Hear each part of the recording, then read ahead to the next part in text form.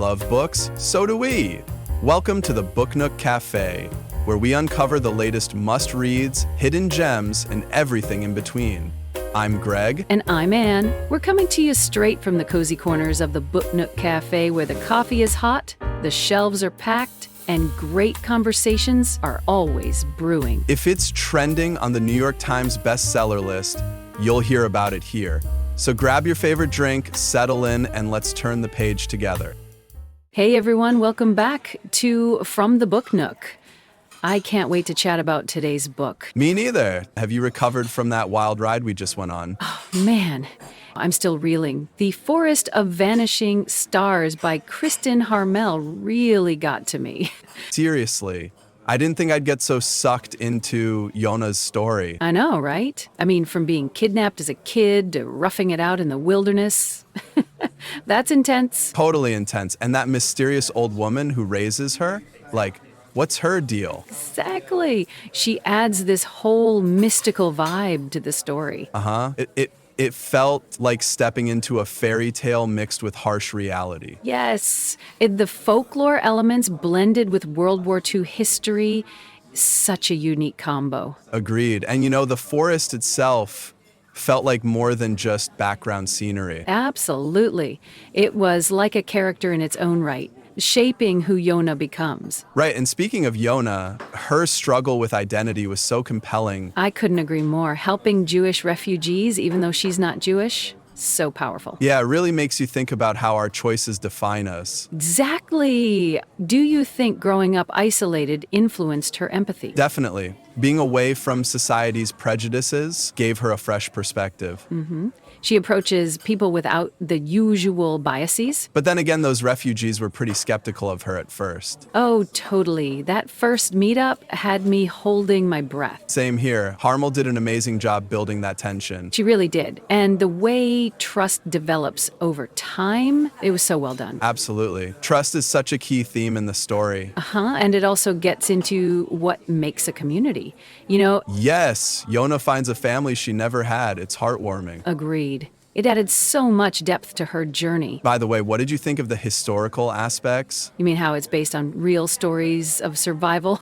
I had no idea people hid in the forests like that during the war. And me neither. It prompted me to do some Googling afterwards. Oh yeah? What did you uncover? Well, turns out there were actually groups who survived just like that. Pretty incredible. Wow, that does make the story hit harder, knowing it's grounded in reality. Exactly. But I'm curious, do you think the blend of fact and fiction worked? For the most part, yeah. Though I did wonder about Yona's survival skills. Same here. Could she really be that skilled? Well, if you grow up in the wild, maybe. But teaching a whole group is at another level. True, but hey, artistic license, right? Right, sometimes you gotta roll with it for the sake of the plot. Totally. And the themes of resilience and identity were worth it. Agreed. Those themes were conveyed so powerfully. Oh, for sure. Yona's emotional journey was really moving. And the losses they endure. So heartbreaking. Absolutely. It kept me hooked till the end. Speaking of being hooked, what did you think about the pacing? I thought it picked up really fast once the war encroached on the forest. Yeah, it went from peaceful to chaotic real quick. I liked that build-up. It gave us time to connect with Yona. True, but I kind of wanted more about her relationship with the old woman. Oh, same. There was so much mystery there. Right? I was hoping for more backstory. Maybe leaving it mysterious was intentional. Could be. It does add to the enchantment. Speaking of enchantment, how about the theme of destiny versus choice? Ooh, that's big. She was told she had a destiny, but she made her own choices. Exactly. Makes you wonder how much is fate and how much is free will. Totally.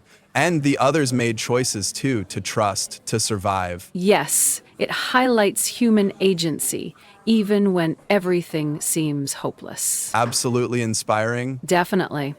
Hey, do you think this book would make a good movie or series. Absolutely. The forest scenes would look amazing on screen. Right? And Yona's transformation would be awesome to watch. Who would you cast as Yona? Maybe someone like Anya Taylor-Joy? Oh, she'd be great. She has that otherworldly vibe. Exactly. She'd nail the role. The supporting characters would be interesting too. Definitely. You know, despite all the heavy stuff, there were moments of beauty. Yeah, like when they find joy in little things.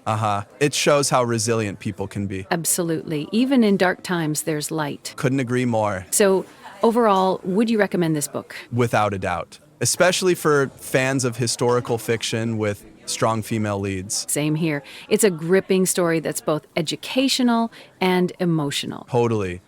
It's great to learn about lesser-known histories. Agreed. It really broadens your understanding. Well put. Thanks. So, what should we read next? Maybe something lighter? This one was pretty intense. Good call. I'm up for a fun mystery or a rom-com. Sounds perfect. Let's keep our listeners guessing. All right. Well, I think that wraps it up for today. Yeah, it's been awesome chatting about this book. Thanks for hanging out with us on From the Book Nook. Until next time, happy reading. Bye, everyone.